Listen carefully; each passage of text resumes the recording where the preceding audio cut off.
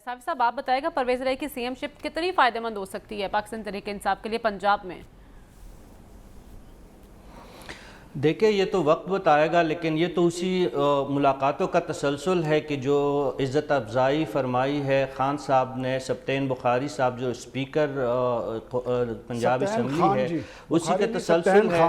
बुखारी और है वो, सब्तैन खान जी, सॉरी, हाँ, वो उसी का तसलसल है। आज खान साहब आए हैं और उनके सामने बाप बेटे जो है वो हाथ जोड़ के बैठे। अच्छी बात है अगर सियासी इत्तेहाद इस कदर मजबूत है कि ओहदों का लिहाज और मैंडेट का एहतराम किए बग़ैर एक दूसरे के वो बात सुन रहे हैं और अथॉरिटी तस्लीम कर रहे, तो अच्छी बात है।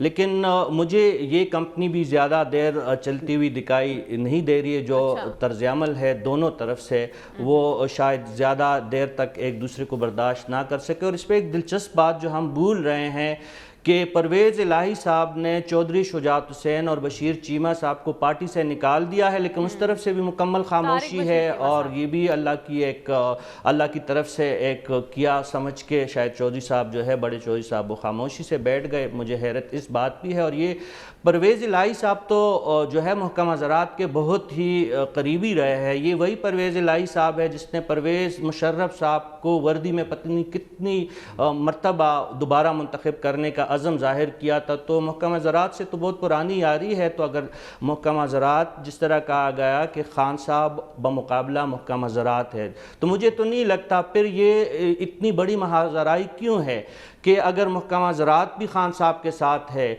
जो जदीद इत्तलाती इनकलाब के दाई है हमारे सबसे बड़े, वो भी सारे इमरान खान साहब के हाँ में मिला रहे हैं, जो एक अदालत से सादिक अमीन के बाद, एक दूसरे फैसले के बाद, इस वक्त अदालती फ़ैसले के नतीजे में पाकिस्तान के सबसे बड़े और मकबूल लीडर भी बन चुके हैं। और ख़ान साहब अब आई PTI से आगे आई और 2/3 PTI जो है उस नारे तक पहुंच गए हैं। यकीनी तौर पे वो ये गोल भी हासिल कर जाएंगे अगर इस तरह